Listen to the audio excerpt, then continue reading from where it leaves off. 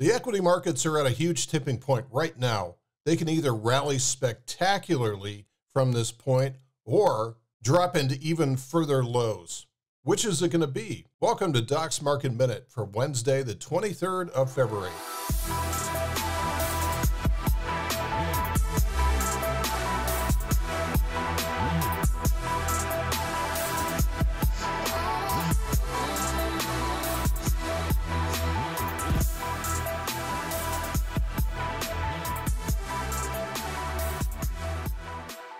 Let's start out this discussion by stating the obvious, which I find necessary during times like this.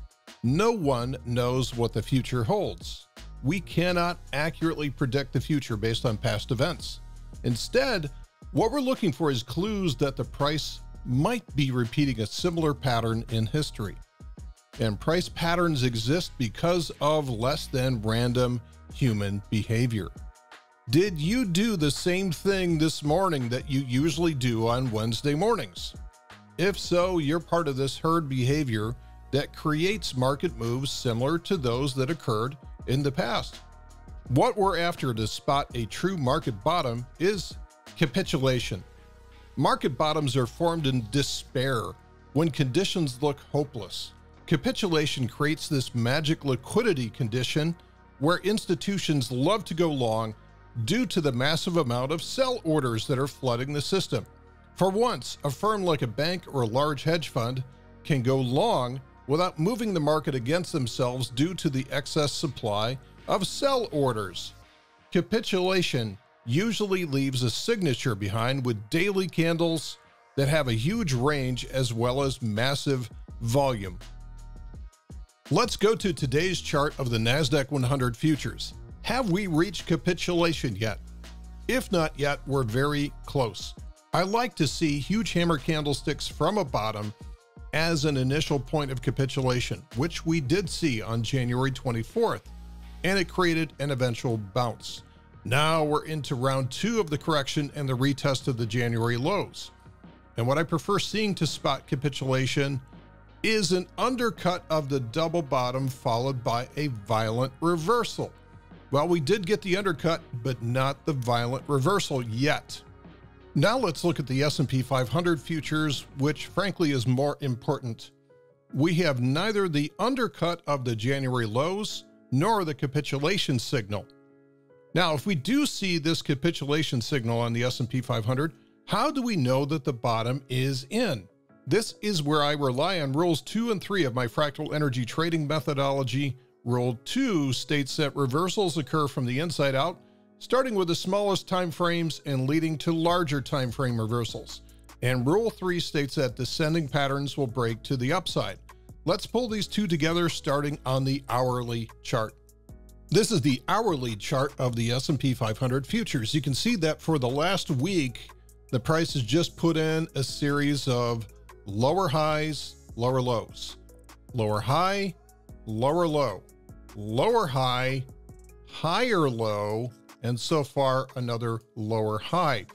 So rule number 2 states that reversals come from the inside out. So these smaller time frames will start to reverse the trend by putting in higher highs and higher lows well before the daily chart will even sense that there is a change in polarity or an uptrend brewing.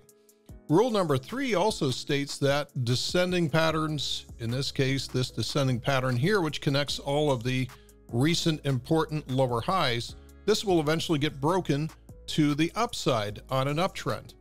So eventually, if the hourly chart starts making higher highs and higher lows, we're going to break this hourly trend line, and that's going to be an early warning that maybe something is brewing. Now we go back to the daily chart.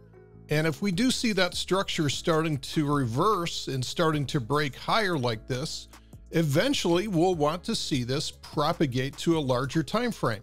So in this case, the important lower high is going to be just below 4,500. So the price is going to have to break above that level 4,500. And notice also what happens.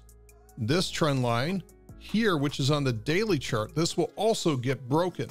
So these are the price levels that we're going to have to watch in the near term, which is going to be just below 4,500, which is going to be a break not only of this major trend line, but also of the daily lower high. So back to the hourly chart. Again, this all starts if the price is able to break out above 43.60 on good conviction. That breaks that trend line. That also breaks the polarity of the chart, and it starts making higher highs. And then we'll have to see whether or not it prints a higher low, followed by another higher high. That changes polarity back up to the uptrend on the hourly chart, which will eventually feed into the daily chart. This is all like a big puzzle where you have to put the pieces together. And if you do that, you're able to separate the emotions and the fear of the moment from making actual trading decisions based on price levels. That's it for Doc's Market Minute. I'll see you in the next one. Thanks.